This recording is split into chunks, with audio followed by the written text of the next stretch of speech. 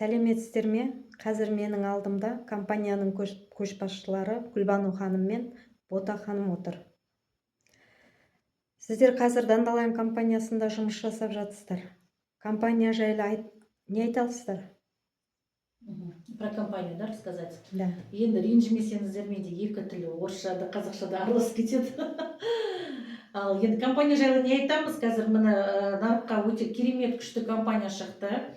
Енді каждый свое болото хвалит деген выражение бар ғой енді. Вот, сондықтан бізде енді өзімдікінді хвалить етейін енді, рұқсат болса бәріңізге. Біз қазір Dandelion компаниясына жұмыс жасап жатырық. Dandelion компаниясы біздің өзіміздікі, қазақстандікі, соны айтайын дегенім. Халыққа жеткізейін деп. Қазақстанның компаниясы, мысалы, бізде айтады ғой, енді Қазақстанда ештеме өндірмейді, ештеме дамытпайды деп өз-өзімізге тиеді сол сөз. Ондай айтқанша, наоборот, адам тырысу керек қой, сол дамыту керек, өндіру керек деген сияқты, иә. Енді қазір бізде негізі Японияның ученыйлары магний водород тапқан ғой, қалай жасайтын. Сосын біздің Қазақстан азаматтары осыны патентовать етеді, жаңағы мынау водородты патентовать етіп, енді бізде ғана шығады сертификациясымен өндіріп, понятно, да? Қазір бізде уже заводта салынды, уже Қазақстанның өзімізді магний водородымыз шығып жатыр, да, баночка түрінде. Мынау қазір бізде пока Россияда шығарылды. Неге? Өйткені Қазақстанда өндірістік болған жоқ, қазір уже өндірістік бар, уже соған келе жатыр. Енді айтайын дегенім, Қазақстанның компаниясы, біз қазір уже Қазақстан компаниясын 22 мемлекетке шығардық қой, енді қараңыздаршы. 22 мемлекетке шығарған, ол қандай керемет, наоборот, шетелден сатып алып жатқанда ақша бізге құйылады ғой. Мен осыны айтып кетейін дегем. Мысалы, Қытай, Южная Корея, Германия, Америка, осы Россия мемлекеттер мойындап біздің өнімді ішіп жатыр қазір. Нәтиже көріп жатыр. Онкология жаңа последний стадия, даже адам болмайды деген кісілердің өзі қазір жүгіріп кетіп жатыр. Керемет.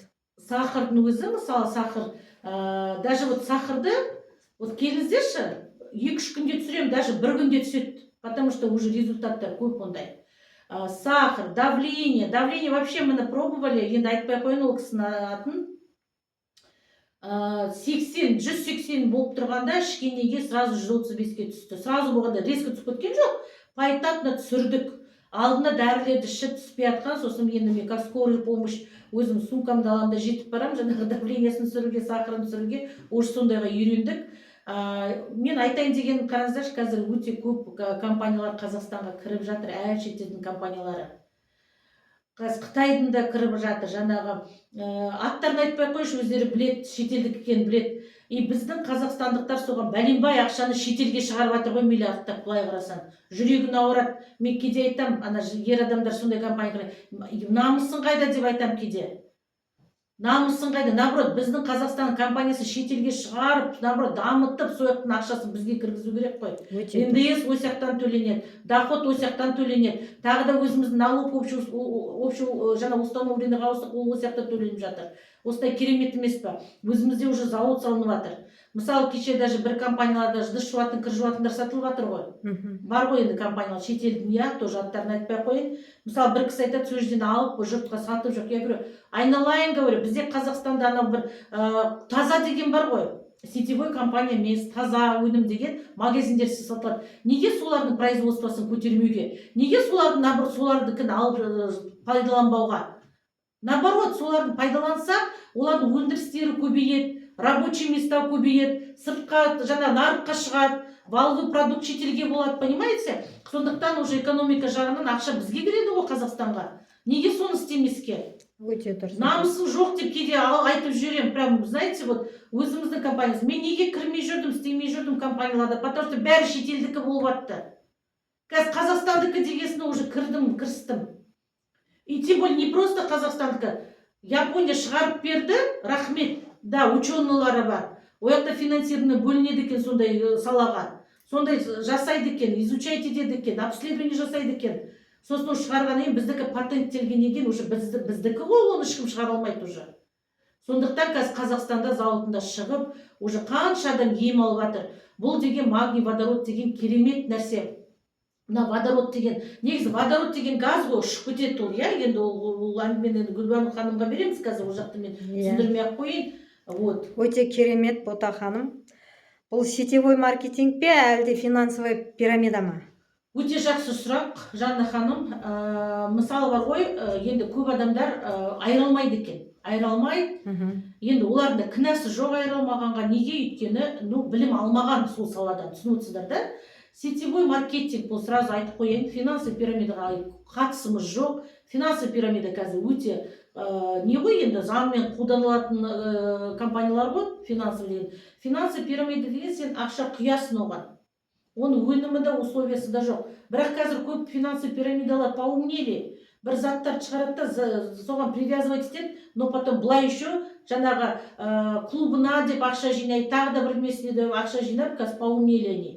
Біз сетевой маркетингге жатамыз, біз керемет өте проверкадан өттік. 2024 жылы 3 июльден сентябрьдің 5-іне дейін үлкен проверкадан өттік. По финансовой части, по продукции бәрін өттік. Соответствие, качество, все соответствует. Керемет. Компания работает без внутренних и без внешних долгов. Ол өте керемет, конечно. И қазір шетелдіктерде ашылып жатыр, уже официально ашылып жатыр, сертификациялар дайындалып жатыр. В общем, керемет компания. Жақсы, Бота ханым, өте керемет жауаптарыңыз. Өнімдер туралы ақпарат бере аласыздар ма? Енді ол сұрақты Гүлбану ханымға берейік. Енді бәріміз де осы салада экспертпіз ғой, енді бұл высший эксперт болып тұр ғой. Гүлбану ханым айтып кетсеңіз. Гүлбану ханым, тыңдайық онда. Қайырлы күн баршаңызға. Енді Бота Балабайқынадан естіп жатсыздар ғой, компаниямыздың қандай құндылықтары барын. Біріншіден, және де осы патриоттық сезімді оятады, өзіміздің Қазақстаннан 22 мемлекетке шығып жатқаны. Және бізде өнімдер қайталанып сатылып алады ғой. Неге? Өйткені өнімдердің барлығы адам денсаулығына жақсы результаттар көрсетіп жатыр. Кез келген диагноздарда, мысалы, енді бізде бір жеріміз, бауырымыз жаңағы ауырса, басымыз ауырып, балтырымыз сыздаса, дәрігерлерге жүгіреміз ғой бірінші кезекте. Дәрігерлік ем әрине на скорый помощь керек, жаңағы алғашқы жедел кезде қайтаруға. Ол деген, мысалы, аурудың өзін емес, симптомдарын алады ғой, жасырын емес. Қазіргі таңда біздің компанияда кәдімгі жаңағы ұзақ жыл білікті жұмыс жасаған білікті дәрігерлер өте көп. Барлық саладағы дәрігерлер бізде келіп, осы өнімдерді изучать етіп, адамдарға көрініп жатқан результаттарын көргеннен кейін, осы біздерде командаларда жұмыс жасап жатқан дәрігерлеріміз өте көп. Бізде енді флагманный продукция деп айтады ғой, магний водород. Оны әрине жапондық технологиямен жасалған. Бұның құрамында, мысалы, осы магнийдің құрамында органикалық магний. Бізде енді өздеріңізде білесіздер, органикалық магний табиғатта металл түрінде кездеседі ғой. Жаңағы түсті металл сияқты, ашық не түсті.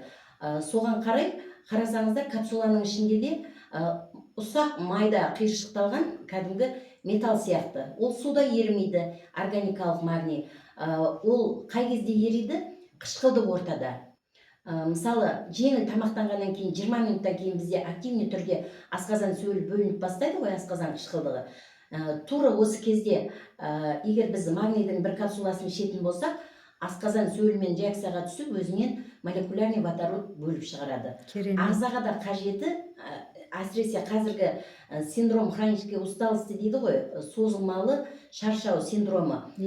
Ол қазір балаларда да бар, жаңағы жүкті аналарда да бар, ересектерде де кездеседі. Жаңағы ұзақ ұйқыдан тұрса да адам сергек оянбайды да, постоянно шаршау болады. Вот осы кезде как раз бізде осы водород жақсы көмектеседі. Неге? Өйткені біздің организмдегі өте ұсақ клеткалардың мембранасы арқылы оңай ғана ішке өтіп кете алады. Ол сол жердегі митохондрия деген болады, ағзаға, клеткаға энергия беріп отыратын, как электростанция сияқты. Соның жұмысын жақсарды. Одан кейін бізде көп қой свободный радикалдар деген бар, клеткаларды зақымдайтын түрі. Соларды уже реакцияға түсіп, клетканың ішінде кәдімгі внутриклеточный вода дейді ғой, сілтілі су жасап шығарады. Оны аз уақытта ағза қан жасушаларын жасауға пайдаланады. Бұл әсіресе суды көп іше алмаймын деген адамдарда сусыздануды жаңағы жояды. Негізінен магний водородты ішкен кезде қандай результаттар болады бізде? Ең бірінші кезекте қан сұйылып бастайды. Одан кейін сілтілі қышқылды баланс реттеледі. мынау ең бірінші кезекте ұйқы дұрысталады. Ал бізде дұрыс ұйқы иммунитеттің ол 60-70%-ын құрайды, иә. Асқазан ішек жолдарынан сіңімділігі дұрысталады, үлкен дәреттің, кіші дәреттің шығуы реттеледі, әсіресе бұл хронический запоры бар адамдарда. Одан кейін жүректің қағысы реттеледі ғой. Көбінде бізде жаңа гипоксия дейді ғой, оттегі тапшылығынан организмде болады ғой, жаңағы діріл болады, оған қосымша магний тапшылығы бар.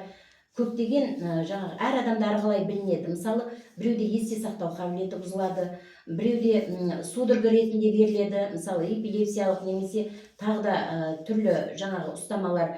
Одан кейін мынау жаңағы аяқ буындарының немесе сіңірлердің, қан тамырлардың тартылып қалуы болады. Осының барлығының магний тапшылығынан болады да, ал енді магний как питание ретінде сіңген кезде осы айтылып отырған симптомдардың бәрі біртіндеп жояды. Жүрек қағысын реттейді, қан айналымы дұрысталады. Бұны балалардан бастап ересектерге дейін қабылдауға болады. Тек қана қарсы көрсетілімі ашық жаңа асқазан жарасы болмаса, одан кейін тромбоцитопения дейді ғой, тромбоциттердің төмен деңгейінде ішуге болмайды. Қан өте сұйық кезде ішуге болмайды. Қашан қан құрамын дұрыстап көтеріп алғанша. Ал одан кейін қалыпты жаңағы профилактика ретінде немесе емдік сауықтыру үшін қабылдауға болады. Керемет. Мен жаңағы бір сұрақтың тағы да толтырып жүрейін деп едім. Жаңа сетевой маркетинг по пирамидам деп сұрадыңыз ғой.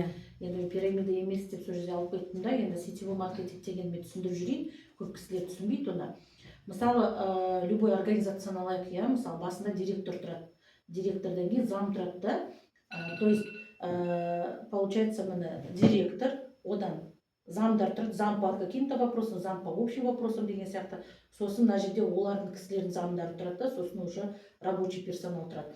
То есть форма строения пирамидовая қарасаңыз, иә? Бірақ бұл финансовый пирамида емес, бұл форма правления. Понятно, да? Форма правления идет как пирамидальная. Никак форма правления квадрат ретінде бармайды, форма правления круг бола алмайды. Өйткені неше президент, неше жаңағы директор ма, или неше халық сияқты, ол никак. Все пирамидально форма строения. Енді қараңыз, мысалы даже жұмыста алмайық, семьяны алайық. Дедушка жалғыз болды, әжесі екеуі қосылды, одан бала тарады, одан жаңағы немерелер тарады. Пирамидальная форма строения, фигура, понятно, да? Вот, сондықтан біз ешқандай финансовый пирамидаға жатпаймыз, сетевой маркетинг дегеніміз, еще айтайын деген былай. Мысалы, қараңыздар, егер сізге халыққа не қажет дейікші енді, мысалы, бір жақсы продукты, тамақтар, жақсы тамақтар, и бір жерде скидка отыр. Мысалы, мен бір кісіге айтайын, Айнұр деген кісіге айтайын. Айнұр или Айгүл, мынандай жерде жақсы поступление тамақтар болып жатыр, магазиндерден арзандау, осындай жерге баршы, или жақсы сапасы жоғары деп жіберсем, ол кісі барады ғой жаққа, дұрыс па? Ол кісі оны сатып алады. Одан сатып алғаннан кейін ол кісі отырмайды ғой өзіне информацияны тығып. Ол не істейді, ол информацияны айтады. Жаңа подружкасын айтады, мамасын айтады. Ай, мама, там сапасы жоғары тамақтар келіп жатыр екен, сояқтан алыңдар десе, бәрі сояққа барады, информация таратты, иә. И айырмашылығы сетевой маркетингті айырмашылығы, ол магазин жаңағы Айнұр или Айгүл деген қызды тауып алып, сіздің арқаңызда осындай кісілер продукты алды, рахмет, біз осындай товарооборот жасадық деп, ол кісіге процентін бермейді. Түсініп отырсыз ба? А бұл компанияда қалай? Біз жаңағы не істейміз? Мен уже ана кісіге айтам, мына кісіге, біз сатып жүрмейміз бітті. Ойбай, магнийді алшы деп сатып жүрмейміз. Керек емес. Біз просто не істейміз информацияны. Мысалы, мен өзім ұйықтап бастадым, да, например. Ұйықтап бастағанда я же не спала нормально. И что я говорю? Подружкама звондаймын да айтам, слушай, я спать начала, я вот это начала деп айтамшы, жаңағы. И уже ол информацияны бергеннен кейін мен ол кісіге айтам, қайықтан можно купить дейді. Я говорю, давай я у тебя в кабинете открою, в телефоне кабинет открою, сонда уже ала бересің. Адамдар уже үйренді ғой, анау Тему нелерге заказ беріп, тура солай заказ береді да, любой қаладан ала алады, любой жерде склад бар бізде. Не только Қазақстанда, жаңа айтып отқандай, 22 мемлекетте уже ашылып, уже складированиялар бар. Вот, сондықтан. И біздің компания сол үшін информация берген үшін не істейді? Бізге оплата жасайды. Ана кісіден тартып алмайды ол ақшаны. Бізге сол үшін жаңағы жұмыс жасаған үшін ақшамызды төлейді. Вот что такое сетевой маркетинг. То есть каждый может здесь зарабатывать. Білімі жоқ та у нас может подниматься. Жаңағы қандай дипломы жоқ та бізде көтеріліп кетеді, связі жоқты да көтеріліп кетеді. Сіз басқа жерде дипломың жоқ болып, связіңіз жоқ болса көтере аласыз ба? Көтере жоқ, алмайсыз. әрине көтере алмаймыз. Аха, вот ана жерде көтеріле береді любой адам. Еще бір жерде, бұл жердің бір кереметтігі сетевой маркетинг. Білімі ашық. Что такое білімі ашық? Білімі ашық дегенде, біз уже өзімізді білгенді стараемся, наоборот, үйретуге. Неге? Өйткені ол адам мықты болады, оның адамнан мықты болады. Сөйтіп өскенде ол уже бизнесмен болады, уже разносторонний болады. Ол кісінің танысы мысалы Қырғызстанда тұратын шығар. Ана кісінің жаңағы свекр девер дейді, мысалы Южный Кореяда тұратын шығар, біреу Германияда тұратын шығар подружкасы. Сөйтіп жан-жаққа тарап кете береді. Осы сетевой маркетинг деген. Бұл заңды, кәдімгі қабылданған заңды компаниялар сетевой деген. Кейбір адамдар түсінбейді, үйінен критик, диванный критик дейміз, сондай кісілер болады. Сосын үйіне біреу бірде жасағысы келсе, сол диванный критик бәрін наследствосын құртып, жасатпай қоятын уже ондай да бар кісілер. Сондықтан біз соны үйретіп түсіндіріп жатамыз. Финансы пирамида емес, разницасын біліп үйреніңіздер. Мысалы, даже қазір енді 21 ғасыр ғой.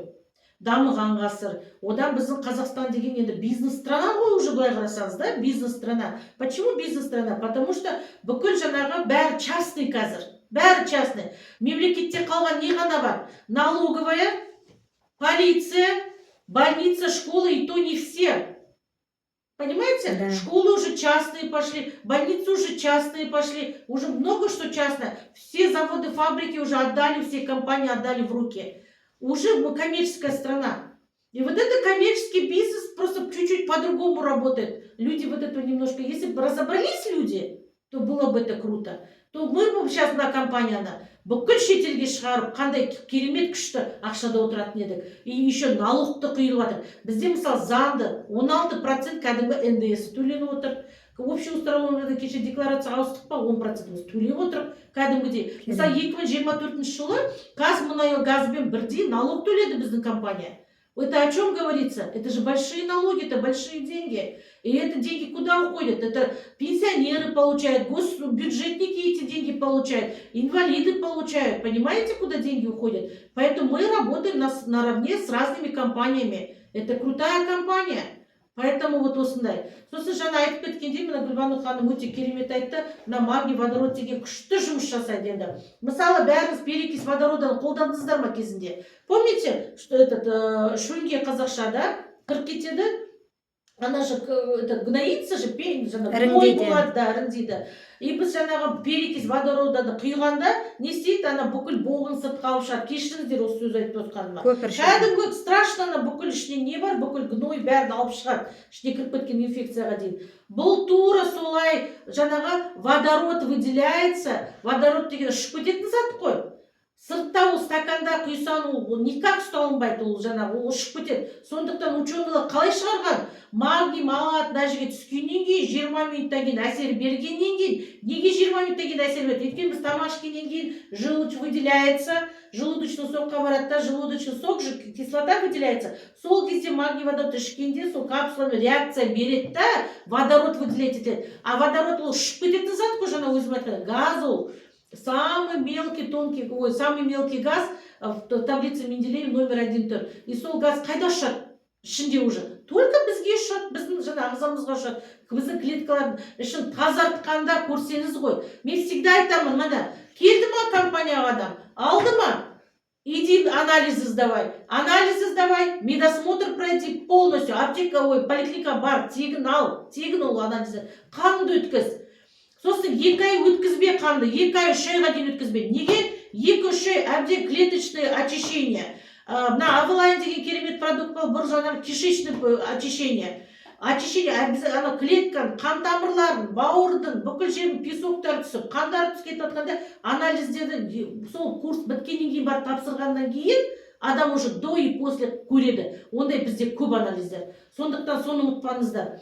Ішіп жатқан процессе өткізуге болмайды, потому что это все будет выходить же, это же анализ плохой будет. А когда уже очищение біткеннен кейін керемет болады. Авелайн деген бізде міне уже көп адам құрт түсірді ғой, кәдімгі құрт шығады. Құртты білесіңдер, паразиттер, они везде бывают у нас в организме.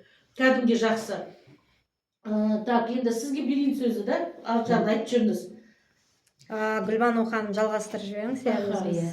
Қазіргі кезде бізде компанияда әр салаға, мысалы медиктерде барамыз ғой, бір қандай да бір организмде бір органымыз ауырса, сол жаққа барамыз, иә. Сол сияқты бізде де бүткіл организмдегі кез келген органға қатысты емдік шөп дәрілермен жаңағы бізде продукцияларды жасап беріп отыр да, өнімдерді. Мысалы магниймен бірге авилайн. Авилайн бізде антипаразитарный жаңағы несі бар, қасиеті бар. Бұл ағзадағы жұмыр құрттарды, таспа құрттарды және түрлі инвазивті паразиттерді түсіруге арналған.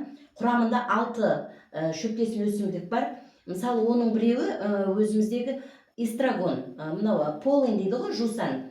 Вот бұл өспелі құрттарды түсіруге жақсы көмектеседі. Ал енді имбирь мен куркума, бұл енді Индия мемлекеті өте специя ретінде де қолданатын жаңағы шөптер. Бұл мынау ұсақ бактериялар мен грибоктармен күреседі. Бұны тек қана антипаразитарлық жаңағы мақсатта ғана емес, жалпы иммунитетті көтеруге де жаңағы қолданады. Бұл кәдімгі біздегі мынау паразитологқа барады ғой, қазір мынау неге ішек құртқа подозрение болатын болса, бұл уже паразитологтың беретін дәрі-дәрмектеріне деп айтуға болады. Мысалы, ол 300-ден аса патогенді бактериялар болады екен да. Солар ғой біздегі мынау іш құрылысын зақымдайтын, өтке тас тұндырып қоятын, бүйректі зақымдайтын, одан кейін қазіргі кезде түрлі ісіктер бар ғой, мысалы полиптен бастап жаңағы түрлі жаңағы онкологиялық өскіндерге дейін өсіп жатыр. Неге? Өйткені ағза қышқылданып бастағанда, уже қанның құрамы қышқылданған кезде, осы патогенді бактериялардың өмір сүруі артады екен да. Ал енді магний мен авилайн екеуі осы жаңа қандағы қышқылдықты сілтілі ортаға ауыстырып, және бактерияларды ағзадан кәдімгі табиғи жолмен шығарып тастайды. Әсіресе тері аурулары кезінде де күшті көмектеседі. Өйткені псориаз, дерматит, лишай деген өте көп қой қазір. Оның да себептері көп. Вот сол себептерінің барлығымен күресетін осы авилайн өнімі. Кейін қазіргі кезде өте білімсіз орган бізде бауыр, бауыр зақымдалады біздің ішкен жеген тамақтарымыздан. Не қабылдаймыз? Ең бірінші кезекте бүйрек пен бауырға салмақ түседі. Неге? Өйткені қан екі-ақ жерден тазаланады ғой бізде.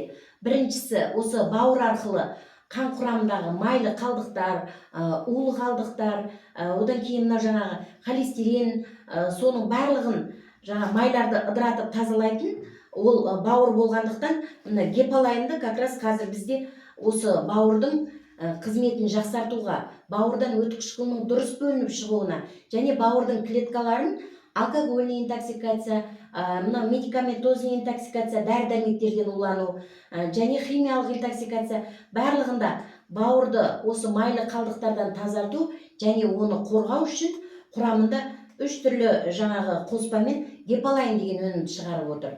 Расторовша бар. Мысалы, мен енді осы емдік шөптермен көп жұмыс жасап жүргеннен кейін айтайын, гепалайнның составындағы расторовшаның дәндерінде силимарин деген зат бар. Бауырдың клеткаларын кәдімгідей қорғап қояды, тазалап, қорғап қояды да қайтадан ол клеткалардың бүлінбеуі үшін. Осы шөптесін өсімдіктердің ішінде тек қана расторовшаның дәнінде ғана болады ол. Одан кейін топинамбур деген бар. Бұл тек қана бауырды ғана емес, ұйқы безінің жұмысын жақсартуға, ұйқы безінен инсулин гормонының дұрыс бөлініп шығаруына жұмыс жасайтын жаңағы тамыр. Топинамбур деген бізде өзімізде көбінде Қазақстанда жаңағы жер алмұрты дейді, земляная груша. Көбінде орыс апа-аталарымыз сахарный диабетке именно осыны іздеп жүріп қабылдайды да топинамбурды. Ал енді бұның составындағы топинамбур бауыр мен ұйқы безді екі бөлек емдей алмаймыз ғой.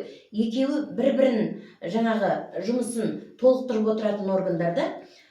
Бұл жерде өттің шығуына да және ұйқы безден ферменттердің дұрыс бөлінуіне де гепалайн жақсы көмектеседі. Жаңағы топинамбур және қосымша асқазандағы ойық жара бар ғой, глубокий язва, соны тез емдеп жазуға жақсы жұмыс жасайды. Керемет.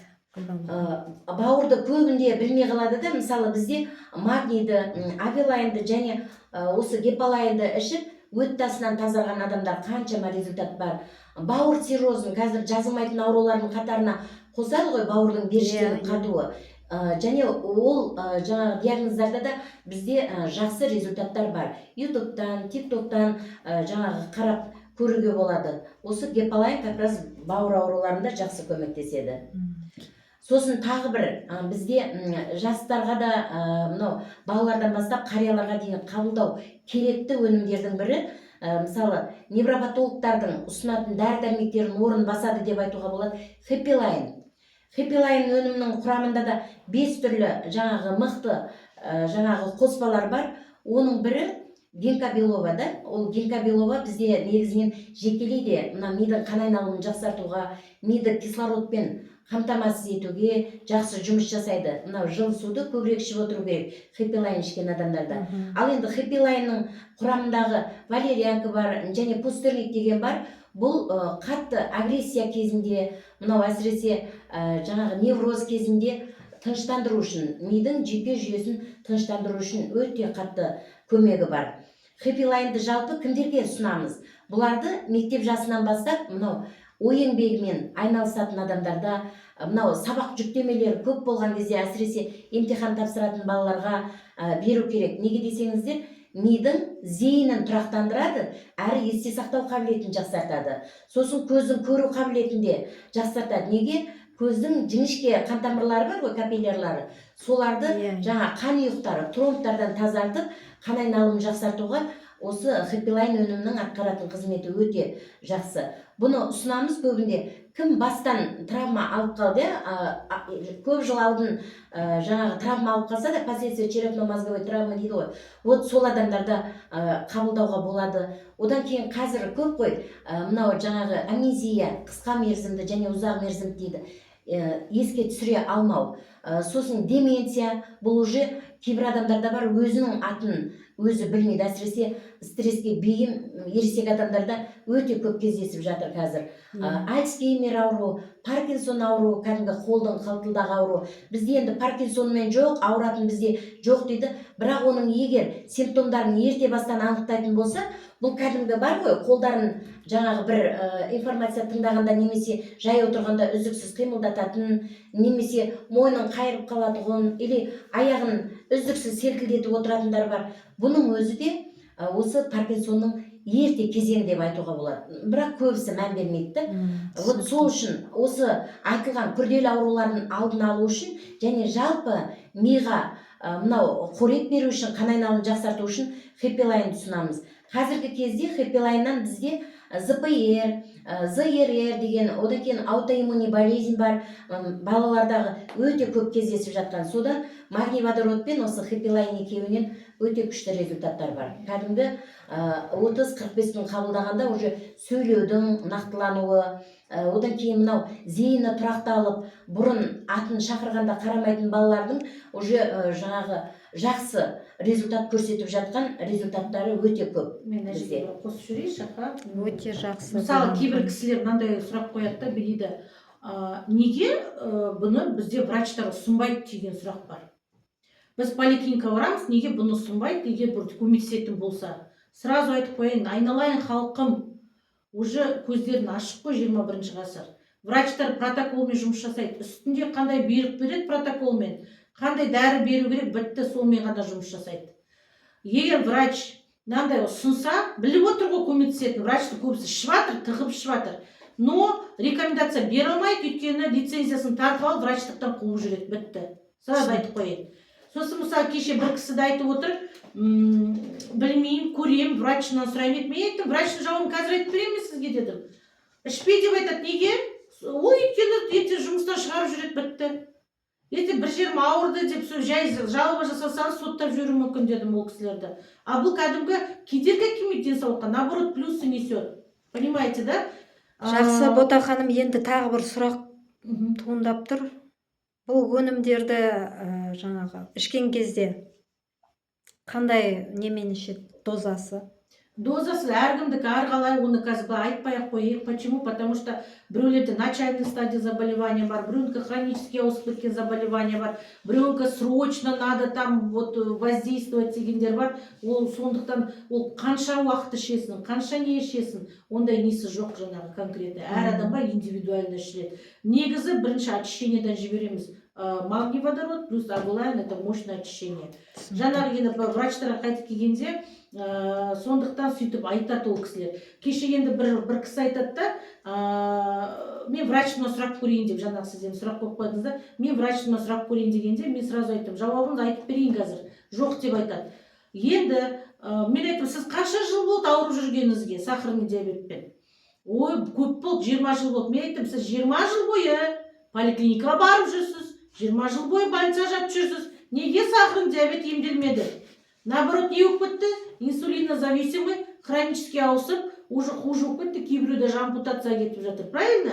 Біреулер даже давлениемен вроде бы начали ходить, вообще инсультқа, ну, бірнеше жылдан кейін инсульт болды. О чем говорится? Кого вылечили? Ответьте мне на вопрос. Кого сегодня вылечили? Никого не вылечили. Только хронический аусан, только симптомдарды снимайте деді, болды. Симптом. А тут лечение конкретно. Тут не симптом. Тут причина возникновения болезни. Полностью организмді қозғап емдейді. Понимаете, да? Причина возникновения. Енді айтайын деген, мысалы, мына қараңыздар, күшті салыстырмай айтайын. Мысалы, үйіңіз көгеріп жатады. Бір бұрышыңыз көгеріп жатады, иә? Сосын не істейді врачтар? Олар алады да, жай сүртеді да, обоймен клей салайды. То есть это о чем? Симптомдарын, жаңа көрініп тұрған симптомын ғана алып тастайды да, но ол қайтадан қайталана береді ғой. Ауруды жапқан жоқ қой, түсініп отырсыздар ма? А біз уже қалай жұмыс жасаймыз? Біз уже қараймыз да, жаңағы сырттан ашылып тұр екен ғой. Сол жақта бірінші не істеу керек? Тазарту керек, қайтадан штукатурлау керек да сырт жағын. Сосын ғана уже ана жерге келмейді, жаңағы плесень келмейді. Сосын ғана әшекейлеп жаңағы нетеміз. Вот продукт сөйтеді. Она работает с причиной возникновения заболевания, не просто симптомы снимает. Вот это не забудьте, халқым. Осыны түсіну керексіздер. Вот понимаете? Сонда уже сахарный диабетте де бәріне емдеуге болады. А поликлиника барса да, это протоколмен бітті, бәріне бірдей дәрі жазып береді. Даже заметили, жөтелдің өзі емделмей жатады. Барасыңдар, ой, мен больничныйым жабайын деп жатсыз ба, неге мен жөтелім кеткен жоқ? Ну, потому что не помогает. Не помогает. Сондықтан уже надо понимать. Вот, кто хочет работать, кто хочет, я не знаю, жизнь продлить себе. Почему? На қанды қазір қойылынады ғой, даже үлкендерде емес, балаларда да. Мына соны разжижение кровімен жұмыс жасайды. Клетканы тазартады. Вы представляете? Біз бәріміз қамырдан жасастайын қаннан. Қанды тазартып, қанды күшті болса, сосуд жаңағы венозный системаны тазартсақ, холестерин бляшкадан, клетканы тазартсақ, сіз кәдімгі обновленный, жасарған кісі боласыз. Сол қан арқылы емделесіз ғой, қан бүкіл жерге барады. Біз органдарды бөліп тастаған жоқпыз. Жүректі кардиолог емдейді. Поликлиника врачтардан қалай мысалы? Жоқ, я не против врачей, это наоборот хорошо, они первую помощь дают. Спасибо им огромное. Но дальше лечение можно же грамотно уже делать. Мысалы, органдарды бөліп тастаған, мына кардиологқа, мынау урологқа, мынау терапевтке, мынау невропатологқа деп бөліп тастаған. Өздерінің дәрісін біледі, им наплевать уже, что с почками у тебя, с печенью происходит. Вот, систематическое вначале очищение от токсинов клеток и кровь, разжижение крови. Потом уже идет кровь, знаете, омывает каждую клетку идет. И начинается даже капилляры начинают разжижаться, открываться. И вот тогда уже болезнь начинает уходить. Вот это поймите, дорогие мои. Поймите, и тогда болезнь уйдет. Кто хочет работать, пишите, звоните, будем работать индивидуально. Вы скольких людей оздоровите и жизнь продлите, не забывайте вот это. И казахстанский продукт наш, шетелге шығу керекпіз, нарыққа шығу керек. И так-то шығып жатыр. Шетелдің ақшасын өзімізге құйып жатыр. Алла қалап, мемлекетімізге налог төлеп жатыр, НДС төлеп жатыр. Осыны ұмытпаңыздар. Жақсы, Бота ханым, өте керемет. Жалғастырайық. Бізде енді таңға ұрып айтуға болады да продукцияларды. Мен енді қосымша қайсы продукциялардың енді қалай әсер ететінін, ол бізде аннотацияларында да жазылған ғой, ішіп жатқандар біледі. Немесе интернетте сайттан кіріп оқып алуға болады. Мен осы жерде енді уақытты ұтымды пайдаланып, жаңағы қайсы өнімнің ерекшеліктері бар басқаларға қарағанда, соны айтып өтейінші. Мысалы, синерджилайн деген бар. Бұл бізде жалпы синергетик ретінде қолданады ғой. Мынау жаңағы шаршаған организмге күш береді да, синерджилайн деген. Ал енді бұның ішіндегі жаңағы қоспалары кәдімгі жасыл шайдың экстрактысы, бұл табиғи антиоксидант қой. Одан кейін жаңағы бар, гинкобилова бар, одан кейін элеутерокок деген шөп бар да.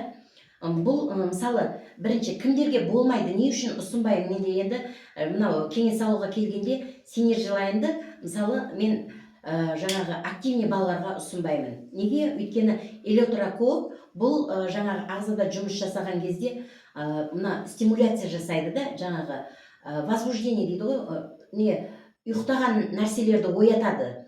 Мысалы жаңағы егер балада вялый болатын болса, жаңағы мынау тамаққа тәбеті аз немесе ұйықтай беретін балаларда көбінде миға кислород жетіспеген кезде ұйқыдан алады ғой энергия жетіспеген кезде. Вот сондайларда, одан кейін постоянно шаршап жүретін, еш нәрсеге көңілі толмайтын адамдарға как раз осы синержелайн өте жақсы көмектеседі. Ал оны активный балаларға бермейміз. Неге? Одан сайын мына гиперактивності арттырып жібермеуі үшін. Ондай балаларға беретін болса, еш нәрседен қорықпайды, ана биіктерге өрмелеп кете береді. Одан кейін бұда енді 12 жасқа дейін, жаңағы 12 жастан бастап кез келген адамға ішуге болады деген ғой аннотациясында. Бірақ мен жасөспірімдерге көбінде ұсынбаймын. Неге? Өйткені 10-12 жастан бастап бізде жасөспірім қыздар мен жаңағы балаларда жыныстық жетілу кезеңі болады ғой. Қыздарда етеккір келіп бастайды, 12 жастан бастап. Вот осы кезде жаңағы гормондық жаңағы не бөлінулерді жоғарылатып жіберетін болса, жаңағы күш беретін болса, онда қандай да бір келеңсіздікке ұшырамасын деп, онда көбінде жаңа ата-анасының бақылауымен болмаса ондайларға ұсынбаймын. Ал енді кімдерге береміз? Тағы біреу, одан кейін жүкті әйелдерге ұсынбаймыз босанғанша. Неге? Өйткені элеутерокок бұл жатырдың да тонысын көтереді. Ол мына құрсақтағы балаға кішкене қысым болуы мүмкін, немесе жаңа ерте босанып қалу қаупі болмау үшін жүкті әйелдерге ұсынбаймыз. Ал хэппилайнды оны жүкті әйелдерге де 2-ші триместрден бастап іше береді. Жаңағы әсіресе мынау тыныштану үшін, одан кейін ВТО витаминдері өте көп қой мынау хэппилайнның составында.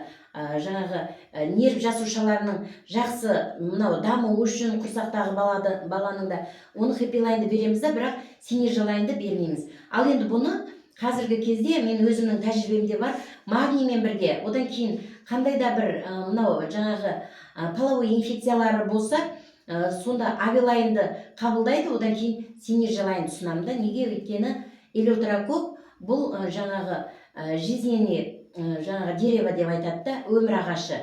Бұл жаңағы жизненный тонусты көтереді, сонымен қатар әйелдер мен ер адамдарда мына либидоны көтереді, жыныстық құштарлықты да арттырады. Қазір енді не көп бізде простатитпен ауыратын ер азаматтар көп. Мынау жаңағы қоғасты безінің қабынуы, ол әрине ол кіші дәреттің жиілеуіне алып келеді. Одан кішкене асқынған кезде төсектегі әлсіздікке алып келеді да, ер азаматтарда өте көп. Синержелайн как раз бізде магний водородпен бірге осы проблеманы жаңағы басады деп айтуға болады. Өйткені аз ғана уақыттың ішінде бірге қабылдаған кезде ол еркектік күш қуатты да, әйелдердегі жыныстық құштарлықты да көтеруге, эрекция әлсіз адамдарда эрекцияны күшейтуге мықты көмектесетін өнім. Сосын тағы да артралайн деген өнім бар. Артралайн енді 5 күш деп оның жазылған ғой. 5 түрлі мықты шөптердің жаңа стволовый клетка дейді ғой, содан жасалған. Бұл негізінен бейімделіп жасалған мына буын ауруларына қатысты. Құрамындағы мысалы сабельник пен крапива, ол мына буын арасындағы, одан кейін бұлшықет арасындағы бүйректегі, қуықтағы тұздарды шығаруға жақсы жұмыс жасайтын болса, женщин ол мысалы жалпы күш қуат береді, және мына буынды ұстап тұратын связкілерге, буынды ұстап тұратын сухожилиеге, соның жаңағы нығаюына жақсы көмектеседі. Ал спирулин мен хлорелла бұл ағзадағы жалпы ауыр металдарды, тұздарды алып шығуға, одан кейін жалпы ағзаны как питание ретінде қоректендіруге жақсы жұмыс жасайды. Тағы бір қосымша айтатын нәрсе, спирулин мен хлорелла бізде теңіз балдырлары қатарына жатады ғой. Бұлардың составында, әсіресе спирулинде, фикоцианин деген зат бар да, ол біздің ағзамызға не үшін керек? Өйткені фикоцианин мынау жаңағы ангинадан бастап өскінді жаңағы ткандерге, ол мейлі аденоид болсын мұрындағы, ол мейлі полиптер болсын, ол мейлі мынау сыртқа шыққан папиллома болсын, одан кейін кисталар, поликистоз барлығында как онкопротектор ретінде жұмыс жасайды. Фукайдан, фикоцианин деген. Енді бұның құрамында фукайдан жоқ, бірақ фикоцианин көп мөлшерде спирулиннің құрамында. Көріп отырсыздар ғой, бұл деген уже мысалы кімде киста бейкара деген бар ғой, мынау тізенің артқы осындай бүгілетін жерінде кәдімгі томпиып ісіп тұрады, оны кімде сол диагноз қойылды, жақсы біледі. Қимыл қозғалысты шектеп қояды. Оны жеңілдетеді. Кімде остеохондроз бар, және мынау артрит, артрозы бар адамдарда, гонартроз, коксартроз кезінде жаңағы қимыл қозғалысты реттеуге және буын арасындағы тұздарды шығаруға, одан кейін сол мынау коксартроз, гонартроз қойылған адамдар біледі ғой, бірден 3-ші стадиядан кейін уже операцияға жібереді. Мынау екі буынның басындағы тістің емалі сияқты жұқа жабынды бар. Вот соларды қайта қалпына келтіруге жұмыс жасайды. Әсіресе артралайн мен бютилайн екеуін бірге қолдансаңыздар, результат тіптен тезірек болады да, жаңағы. Неге? Өйткені бютилайнның составы негізі іштен сұлулықты, мынау жаңағы сұлулықты жасауға арналғанда, мысалы теріні ішу арқылы теріні жақсартуға, әжімдерді жазуға, одан кейін ішкі органдардың жаңағы қандай да бір жарақаттары болса, соған да көмектеседі. Ал енді буын ауруларында бютилайнның жұмысы қандай? Өйткені бұның составында коллаген деген бар. Коллаген деген енді білеміз ғой біз, нитевидный белок дейді, екі клетканы біріктіріп, бүтін бір клетка жасайды. Коллаген біздің кез келген жаңағы органдарда бар. Мысалы, әсіресе слизистый оболочкаларды қалпына келтіруде коллагеннің қызметі өте үлкен. Ол біздің көзімізде де бар, көздің сетчаткасында. Ол біздің бауырға да керек, буындарға да, хрящтарға да, шашымызға да, барлығына керек нәрсе коллаген. И оған қосымша эластин деген зат бар. Енді бұл өнімнің құрамына эластин теріні жаңағы серпімді етуге да, теріні жұмсақ, гладкий етуге жаңағы қосылған. Ал оның суставтарға қатысы қанша? Суставтарға, жалпы организмге. Өйткені эластин қантамырлардың өзін, мысалы, инсульттен инфарктке барудан сақтайды. Неге? Бізде көбінде қантамырларда осы жаңағы эластичность аз болғандықтан ғой қысымға шыдамай жарып жіберетіні. Ал енді бютилайн қабылдаған кезде ол қантамырлардың, әсіресе мынау варикозы бар адамдарда как раз осы қантамырлардың стенкасын нығайтуға жақсы жұмыс жасайды. Ломки вены деп айтады ғой, мысалы, сондайға жақсы. И тем более одуванчик бар. Біздің компанияның аты, мысалы, Данильон, оны аударған кезде орысшаға одуванчик, біздің қазақ тілімізде бақбақ гүлі. Бақбақ гүлін білеміз, қазақша емде бауырды сақтау үшін одан даже вареньесін қайнатып жейді ғой, жалпы ішкі органдарға. Неге? Өйткені оның өзі де свободный радикалдармен күресе алады, бақбақ гүлдің өзі де. Как раз бұл неде? Бютилайнда бұл терідегі осы терінің тез қартаюына әсер ететін свободный радикалдарды, соны белсенділігін төмендету үшін жақсы жұмыс жасайды. Одан кейін гиалуроновый кислота деген бар, оның бір ғана кішкене клеткасының өзіне жүздеген клетка ылғалдылықты ұстап тұра алады екен да жан-жанында. Бұл деген ағзада, қантамырда, қандай да бір біздің органдарымызда ылғалдылық болатын болса, онда оның қызметі ұзаққа кетеді. Қазіргі кезде біздегі көп ғалымдардың жаңағы көп ізденістегі қартаю процесін тоқтату ғой. Әрине ол бәрі бір Алланың қолындағы нәрсе, қартаю процесін ешкім тоқтата алмайды. Бірақ қазіргі кезде соны жапон ғалымдары, мысалы, одан кейін жаңағы француздық нелер, француздардан шығады ғой, коллаген основной сұлулықтың эталоны сол жақ деп айтады ғой. Ол теріні мынау жаңағы питание беру арқылы клеткаларға, және ол жердегі клетканы зақымдайтын қандай да бір факторларды жою арқылы мынау қартаю процесін тежеуге болатынын дәлелдеп отыр да. Оған бір дәлел осы біздің қолымыздағы алтынға бергісіз магний водородымыз. Өйткені водород как раз осы жерде біздегі этап бойынша жұмыс жасайды ғой. Мысалы, асқазан ішек жолдарынан очистка жасау, тазалану, үлкен дәретпен шығарып тастайды. өт қышқылы мысалы бауыр арқылы тазалану, бүйрек арқылы кіші дәретпен тазалану, терлеу арқылы тазалану, одан кейін клеткалық деңгейде тазалану дейді. Өйткені клетканың іші сыртын барлығын толықтай тазартуға как раз бізде осы магний водород жақсы жұмыс жасайды. Неге? Әрі ол тазалайды, очистка жасайды, әрі утилизация жасайды, өлі клеткалардың бәрін ығыстырып шығарып тастайды. Одан кейін біздегі екі жүйе бар ғой. Мына сердечно-сосудистый система дейді, жүрек қан тамырлар жүйесі. Ол үздіксіз, біз қаласақ та қаламасақ та үздіксіз жүрек соғып тұрғанда, как моторчик сияқты ғой, ол қан айналым жүріп тұрады өздігінен. Бірде баяу, бірде не. Ал енді лимфа қан тамырлар жүйесі деген бар. Оған біз тұрақты түрде су ішіп отырмаса, қимыл қозғалысымыз әлсіз болатын болса, лимфада застой болады. Вот ал лимфа жаңағы жүйесі бұл біздегі кәдімгі үйіміздегі как канализация сияқты ғой, зиянды қалдықтардың бәрін сыртқа шығарып отыратын жүйе. Ал енді ол жерде застой болып тұрған екен ғой, осы қан ластанып бастады, қан майланып бастады, улы қалдықтар көбейді, түрлі тұздар көбейді. Оның біраз бөлігі біз емге деп қабылдап жатқан антибиотиктердің үлесінде, мысалы натрий, калий, кальций тұздары. Одан кейін жаңағы қалай ағзада осы қышқылдану процесі басталады, түрлі мынау букет аурулар пайда болады ғой. Даже онкологияға дейін жетіп жатыр да, өйткені 7 этап бойынша ағзада тазалану, мысалы қай этапта қандай аурулардың барлығы толық жазылған. Оны алдағы уақытта да жеке бір сабақ ретінде өтуімізге болады. Мен орысша айтып жүрейінші. Жаңа енді айтып отыр ғой, қышқылдану дедіңіз да? Қышқылдану, окисление. Да, вот енді окисленияда, онкология деген это окисление клеток негізі, да?